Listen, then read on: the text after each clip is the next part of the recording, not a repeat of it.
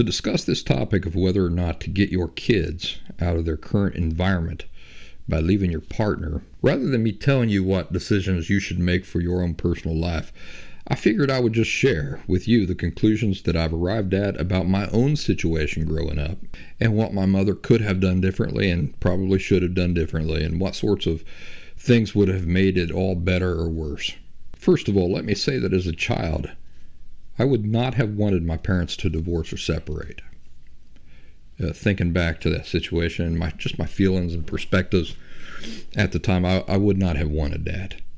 At that age, and from that perspective that I lived with at that time in my life, I would not have wanted something like that. In fact, it would have felt pretty traumatizing at that age, to be honest.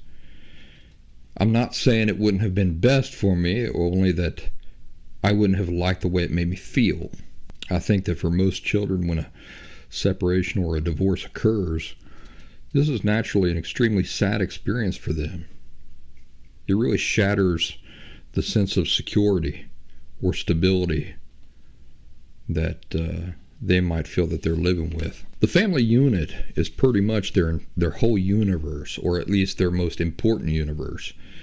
And to break that up is enough to make them question everything else that they have felt secure in until now. I would also say that just because separation or divorce can be traumatizing for children, that this is not a good enough reason to never consider it or follow through on it. To say it another way, the fact that it's going to be a hard experience for the children is not enough reason in and of itself to say, well, then that option's completely off the table. What should be the greatest factor for anybody considering a thing like separation or divorce when children are involved? The greatest consideration needs to be this: what is the very best decision for my own long-term personal, emotional, or physical or mental health, and what is the very best decision for my children's best long-term physical, emotional, mental, and I'll throw in spiritual health there. So remember that I said that if my mother had left my dad and had taken us, her children, with her, that in itself would have been really hard on me. But what was life already like for me? Well, it wasn't roses and unicorns. In fact, life was so bad and so abusive that my parents, all on their own, had caused all of us children, me and my siblings, to have incredibly destructive emotional disorders.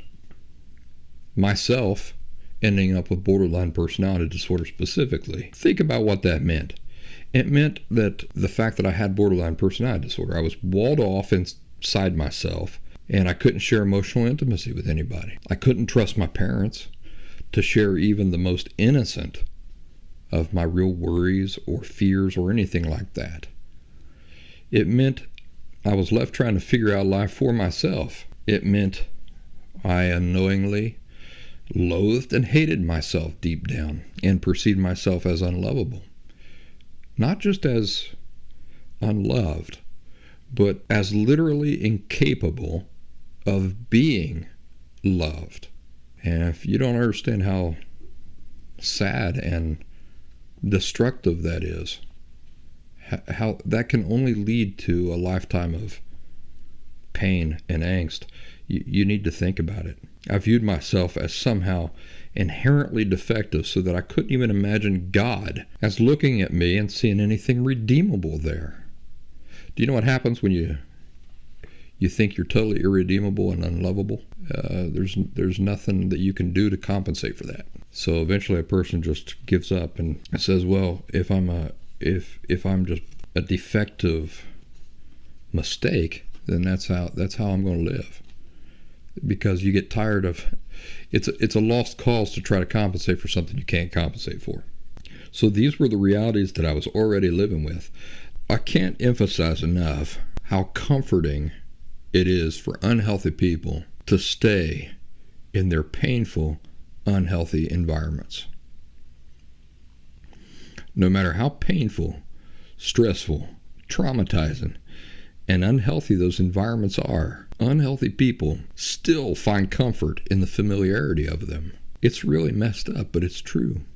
Even though life at home was this environment of selfishness and meanness and hatefulness and violence, it still offered me sick comfort and security. So back to the question, had my mother taken me out of that environment, would this have offered some sort of improvement to my situation? Or would it have simply added more trauma to an already terrible situation? Well, if you can imagine, in the time since I authentically recovered from borderline personality disorder, I have given this a lot of thought. I'm able to look back and now impartially analyze the situation to push that little kid's feelings aside and my current feelings aside and look at the thing emotionally honestly and impartially. What would have been the very best thing? And here's the conclusion I've come to. Given the particulars of my own home life and the simple realities of my mother and father, who they are, how they are, what they have done or have not done in the years since, I can see no benefit whatsoever back then in my mother taking me and my brother and sister and leaving my father. Here's the reason why. My father wasn't the problem. He's an easy target, but he's not the problem. He was never the problem. The problem was both of my parents as two dysfunctional and unhealthy individuals. That was the problem. That being the case, my mom taking me away from my dad doesn't fix anything at all, does it? It doesn't even come anywhere close to addressing the problem. So let's imagine that my mom gets fed up one day, and so she takes me and my brother and sister and leaves my father. Does my mother magically become emotionally healthy just because she's not with her emotionally unhealthy partner? No. She's still herself. She's still her unhealthy, codependent self with all the same sick perspectives and underlying unhealthy understandings about life that allowed her to get into and stay in that relationship for as long as she did in the first place. So what's this mean? It means that she would take us from one unhealthy situation right into another. And of course, surely she's going to meet somebody else given time, which is going to be another painful event in my life. See your mother with a guy who's not your dad. And what sort of man is she going to end up with? Who, by the way, is going to have to become like this stepfather figure in my life? Is she going to meet up and get with somebody emotionally healthy and good? Of course not. Because no emotionally healthy and good man is going to get into a committed relationship with an emotionally unhealthy woman. If he were healthy, doing something like that, by definition, is unhealthy. He wouldn't do it. So now I've been taken from one unhealthy, painful, emotionally abusive situation and led straight into another one. Only now, life is even more complex than it's ever been before. As a child, I'm now juggling all these complicated and painful relationships in my life that I have no control over, can't choose, got no power in them, totally outside of my control. Two unhealthy, abusive parents, and now they're emotionally unhealthy boyfriends and girlfriends who are effectively carbon copies of my own mom and dad. Now, instead of just dealing with two unhealthy parental figures, now I've got to deal with four?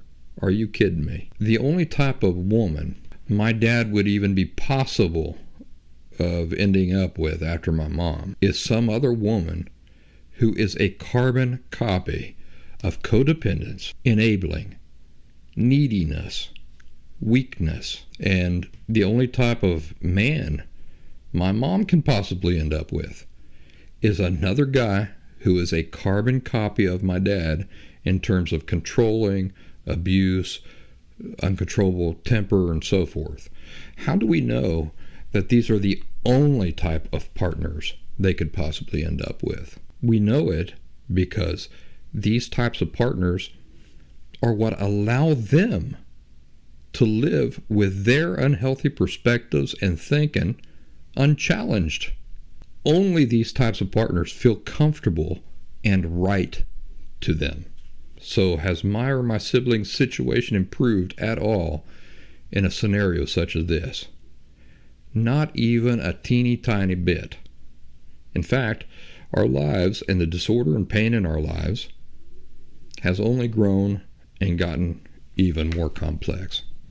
This is why I'm saying that looking back, given the realities of my mother and the way that played out with her staying with my father, is probably the lesser of two evils, given the realities of who she is and everything, if she should have left or not.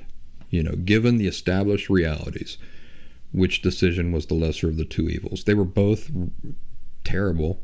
What I'm not saying is that my mom did the right thing. I'm not saying that my mother should not have gotten us, her children, out of that situation, or that she made the right decision, or that she did the right things. The fact of the matter is, she should have left my father, and she should have gotten us out of that environment. But here's the most important detail. My mother's first priority should have been analyzing herself in a genuine way, identifying what unhealthy aspects of her perspectives and thinking were contributing to that entire situation, and then she should have devoted herself tirelessly to getting herself emotionally healthy by addressing those things at the very foundation. But did she do that? No, she didn't do that. She looked at my father. She said, he's the problem. He's the one that's abusive, while never taking time to stop and say, yeah, but I allow him to be that way. I'm the one that supports this whole mentality and this whole lifestyle for him.